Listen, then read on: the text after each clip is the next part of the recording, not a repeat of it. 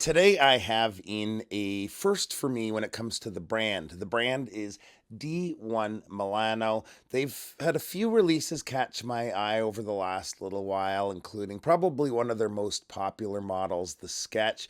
They reached out the other day and offered to have me choose which watch I'd like to feature on the channel, and I found this, the Essential Black Chronograph. I thought it was a cool look, and I really liked the blue accents too.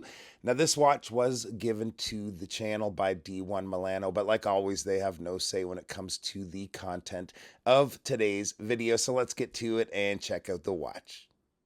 All right, now I've had the watch a couple of weeks, and there's some pluses and negatives like any watch, but the negatives mostly depend on how you plan to use the chronograph. And if you're like me, I don't find myself using a chronograph hardly ever at all, so they may not be negatives for you.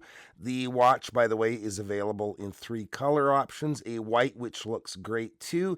There's a brown with a brownish slash almost copper PVD coating, and this black with a gunmetal finish to the stainless steel case and bracelet. The dial is a beautiful sunburst finish gray dial, very minimalistic dial layout, with the only print work being D1 Milano at the 3 o'clock side of the dial. It's so minimalistic that parts of the chronograph are going to be tricky to read. And let's actually get the chronograph going here. We're missing a couple of subdials and the markers that go with them. It's more about the look than functionality with this. At the 9 is the running seconds with the blue second hand. At 12 is the counter for 1/20th of a second for the chronograph. Down at the 6 is an actual subdial, and if you do use your chronographs, this is the important one. It has two hands and shows elapsed minutes and hours. Just stop and reset, and the pushers have that typical feel of a quartz chronograph. The movement, by the way, is the Epsom YM92. Other than the chronograph, time telling is easy with the contrasting white hands against the darker dial, and I like how the white chaptering frames in the dial like that. The tachymeter scale is black and gives us some more of the blue accents. As for lume, there's only lume on the minute and hour hand. I always like to see at least a marker or something to orient the watch in the dark, but not the case here. And speaking of case, the case has the look of titanium with the gunmetal finish, but it is stainless steel. It's got a little bit of polish work along the top edges of the case. We have some more blue by the pushers. The case back is screwed down and has almost a military vibe with how they have the specs on the watch there.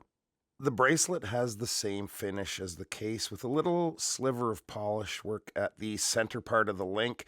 The links are sized with push pins, no micro adjusts with the deployant clasp, but overall it's a good quality feeling bracelet and looks good on the watch too.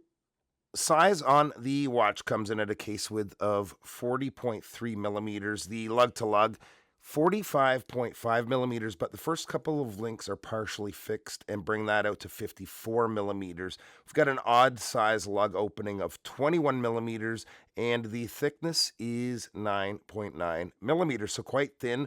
The crystal is an AR treated sapphire, and the water resistance is 50 meters. And here it is on my 7.25 inch wrist, and it wears great with that thin case. It really conforms to the wrist. Form over function here a little, but it looks very cool, I think. And really, the chronograph function with the bottom subdial is going to do the trick for most people. So very happy with the watch. Cost for this comes in at $445 USD.